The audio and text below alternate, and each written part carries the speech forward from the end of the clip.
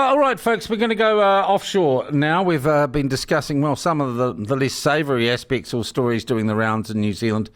But, of course, earlier this week I commented on the stunning, I'm going to say battlefield victory over the weekend of Ukraine in launching a swarm drone attack on the strategic bombing fleet of Russia, and reports which have not been denied suggest that 1/3 of the strategic bombing force of Russia was taken out in what appears to be an attack. And I was making some comparisons today, the Trojan Horse, Pearl Harbor, and Mossad's phone and pager attack.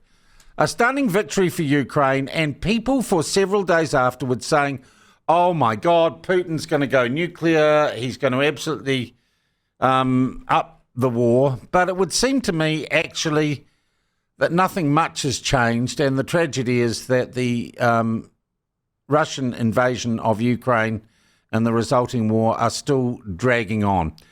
To get a feeling as to where some end, if some end is in sight, and how it might come, I am joined now by Vasyl Myroshnychenko. He is the ambassador for Australia, and I think therefore New Zealand, for Ukraine.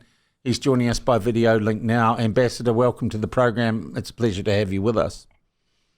Yeah, good morning. Just to correct you, I am an accredited ambassador to New Zealand. I presented my credentials to you, Governor General, in August. I'm non-resident, which means that I reside in Canberra, covering Australia.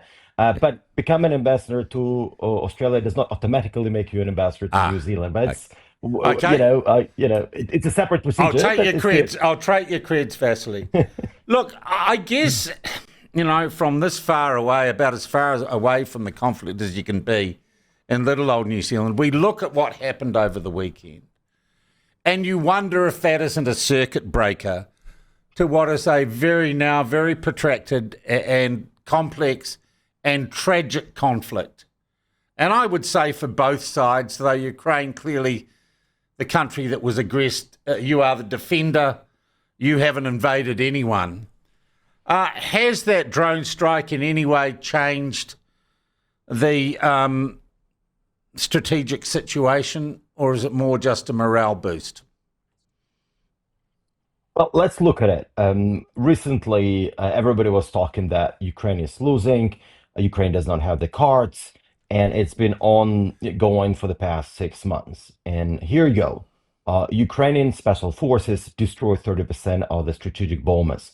It's audacious, it's extraordinary. It never actually happened in modern day history. Could not be compared to any other special, intelligence operation in the magnitude and in the impact. Because even during the Cold War, there were many different wars globally, but nothing of that scale was ever attempted or even executed or to be successful. So we've done something. We destroyed 5 different airfields. You should understand that the Irkutsk airfield, Belaya, is 4,500 kilometers away from the front line. To give you an idea, that's the distance from Adelaide to Jakarta. That's the distance between the front line and the airfield. So Ukraine has successfully done it. Inflicted serious damage to Russian strategic defense capabilities. We destroyed the bombers that they've used to deliver cruise missiles and hit Ukraine and to kill Ukrainians, destroy our infrastructure. And more so, we attempted another attack to undermine and blow up the Kerch Bridge. It's still standing, but serious damage was done as well the other day. What does it change? I mean, how Russia, we'll see how Russia responds. I mean, somebody said, what Russia can do, Russia will probably invade Ukraine, right? Well, you already in response to what we've done. Yeah, exactly. For 11 years, they invaded Ukraine 11 years ago. So it's seriously, of course, they will be, but what else? They've already used ballistic missiles, cruise missiles. They've destroyed 50% of our power generation. They've destroyed our infrastructure. It's nothing new. They've been doing it anyways, right? So, but what we demonstrated to the global community and to our partners that, look, Ukraine is strong. We keep on fighting. We don't have any other alternative. You have to understand that. Our strength is that we don't have an alternative. If we don't fight, we are done. Yeah, some would say you have an alternative. You have peace talks. And you've just concluded a round at Istanbul, which didn't get anywhere. some prisoner exchange stuff, but no roadmap to peace. Why not just Yeah, sit down and absolutely. say, And let's have a ceasefire, let's figure this out? yeah, exactly. This is what we proposed to the Russians since 11th of March, and that was a suggestion of the President Donald Trump, which we accepted. And Russians refused to accept the ceasefire. That's the whole point. We have been asking and actually presenting a program for the Russians to stop a ceasefire. Russians refuse to have a ceasefire, so they choose to wage war. That's a choice the Russians are making. And if you look at the negotiations out of Turkey recently, the other day, so Russians come up with the demands of complete Ukraine surrender, of actually Ukraine losing its sovereignty, of limiting its army, no support for Ukraine. They have leverage over what foreign policy we should pursue.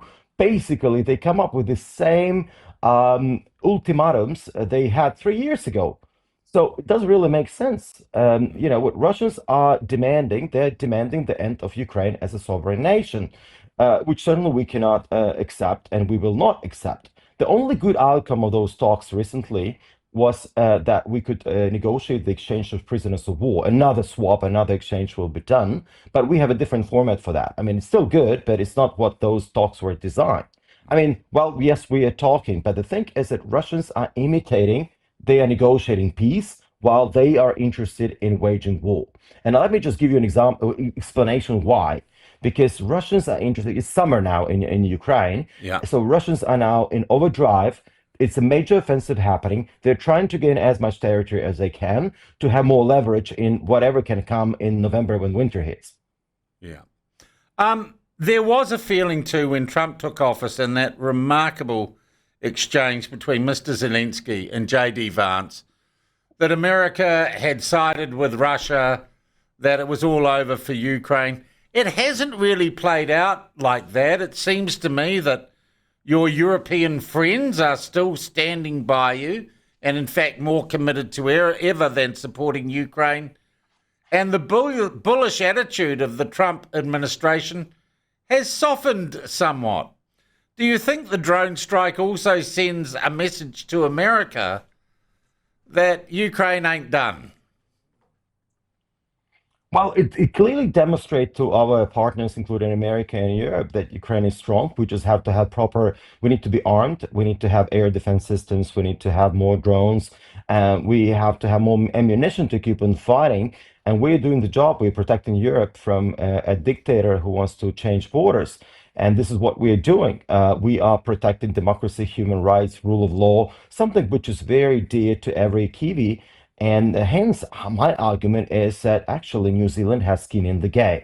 You have to understand it's not a war a long way away. You mentioned that you're so far away, but actually you are not. You have to understand that Russians were doing joint military exercises with Indonesia in November of last year, naval exercises. It was only 1,000 kilometers away from Darwin, a little bit further away from New Zealand, but they're here. They're cooperating with China. They're cooperating with North Korea. They are partners with Iran. I mean, we see what Russians are doing, and they are a Pacific country. And what Russians have done, they have really undermined the rules-based international system, which is, most of the people don't understand what that means. But just to put it very simply, if Russia can do what they want, why China cannot do what they want? Yeah. China has nuclear weapons. Are China is we also still a member of the helping UN Security train Council. your ground troops? New Zealand. Yes, you do, and we're very Yes, you do, and we are very thankful to the New Zealand Defence Forces for that training that you do in the UK, along with your Aussie friends, and it's a good contribution, and we value the support of New Zealand. It's now up to $150 million during the past 3.5 years. And I'm working very closely with your government, sanctions on Russia, isolation on Russia, and we really value the New Zealand contribution. And look, when I say that, I don't just say it because I'm an ambassador. I go to Ukraine quite often. I'm actually on my way to Ukraine in 2 weeks. I'm coming to New Zealand next week, so I will be in Auckland for a week and 2 days in look, Wellington. I'd love to catch up. I am interested. I went to Israel earlier this year, which was an absolute eye-opener in terms of getting a better feel for the actual conflict there, and I'm keen, though I'm not sure my business partner is, I want to go up to Ukraine and have a look too and spend some time on the ground there. So we might be able to talk about that. Yeah, go ahead. I look at this strike. I presume this was years in the planning. And I guess the skeptic in me says, is that your best shot? Have you given it your best shot? Or is there another drone strike being planned? Obviously, you're not going to tell me if there is, and you may not know at your level as an ambassador. But one also could look and say that was their last throw of the dice.